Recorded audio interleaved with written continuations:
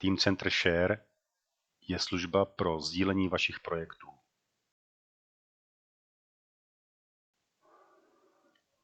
Vyberte si projekt a ten můžete nakopírovat do složky konektor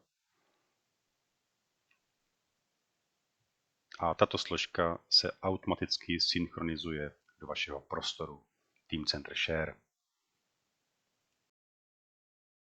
Za několik okamžiků se načtou soubory a jejich vlastnosti a vy můžete projekt začít sdílet. Sdílení může být i s uživatelem, který nemá zakoupený žádný produkt Siemensu.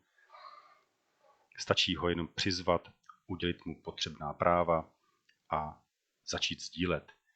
Jemu přijde na e-mail informace o tom sdílení a ten uživatel se po registraci u Siemensu přihlásí k tomuto projektu.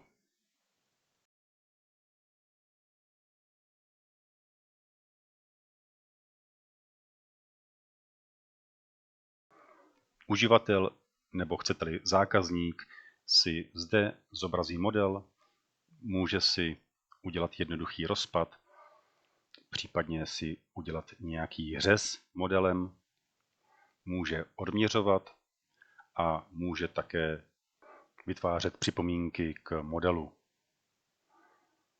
To znamená označit místo, dopsat tam případně textem požadovanou úpravu